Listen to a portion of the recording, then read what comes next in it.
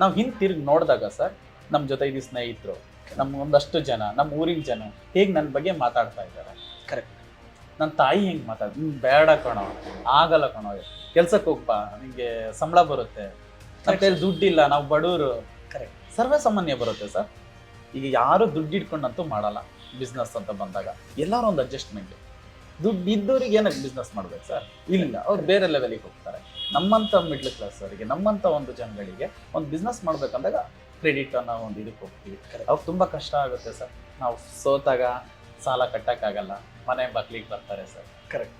Exactly. ಮನೆ ಬಾಗ್ಲಿಗೆ ಬರ್ತೀವಿ. ನಮ್ಮ ಅಣ್ಣ ಒಬ್ಬ ಇರ್ತಾನೆ ನನಗೆ, ಅವ್ನು ನಮ್ಮ ತಾಯಿ ಕೇಳ್ತಾನೆ, ಯಾಕೆ ಅವ್ನು ಏನು ಜೀವನದಲ್ಲಿ ಉದ್ಧಾರ ಆಗಲ್ವಾ, ಇನ್ನೂ ಎಷ್ಟಂತ ಈ ಬಾಳ್ತಾನೆ, ಎಷ್ಟು ದಿನ ಅಂತ ಸಾಲಗಾರರ ಮನೆಗೆ ಬರ್ತಾರೆ. ಇಸ್ಕೊಬೇಕಾದ್ರೆ ಚಂದ ಸರ್. ನಾವು ಕೊಡ್ತೀವಿ, ಒಂದು ಡೇಟ್ ಹೇಳ್ಬಿಟ್ಟು ಕೊಡ್ತೀವಿ ಸರ್. ಕರೆಕ್ಟ್. ಅಣ್ಣ ಒಂದು 2 ಲಕ್ಷ ದುಡ್ಡು ಕೊಡಿ ಅಣ್ಣ, ಒಂದು 3-4 ಮಂತ್ಸಲ್ಲಿ ಕೊಡ್ತೀವಿ. ಬಿಸ್ನೆಸ್ ಆ ಥರ ಅಲ್ಲ ಸರ್, 3-4 ಮಂತ್ಸಿಗೆ ಅದೇನು ಡೆವಲಪ್ ಆಗಲ್ಲ. ಕರೆಕ್ಟ್. ನಮ್ಮ ಟೈಮ್ ಕರೆಕ್ಟ್ ಆಗಿದ್ರೆ ಅಥವಾ ಒಳ್ಳೆ ಜಾಗ ಚೂಸ್ ಮಾಡಿದ್ರೆ ಕೈ ಹಿಡಿಯುತ್ತೆ ಸರ್. ಇಲ್ಲ ಅಂದರೆ ಕೆಲಸ ಕೊಟ್ಬಿಡುತ್ತೆ ಸರ್. ಹೇಳಿ ಟೈಮಿಗೆ ಅವ್ರಿಗೆ ದುಡ್ಡು ಕೊಡೋಕ್ಕಾಗಲ್ಲ ಸರ್. ಅವರು ಅವ್ರದ್ದೇ ಆದ ಕಮಿಟ್ಮೆಂಟಲ್ಲಿ ಇದ್ದಾರೆ. ಅವ್ರು ತಪ್ಪೇನಿಲ್ಲ ಸರ್. ಕರೆಕ್ಟ್. ನನ್ನ ಮನೆಗೆ ತುಂಬ ಜನ ಬಂದಿದ್ದಾರೆ. Boss Wala. Be the boss.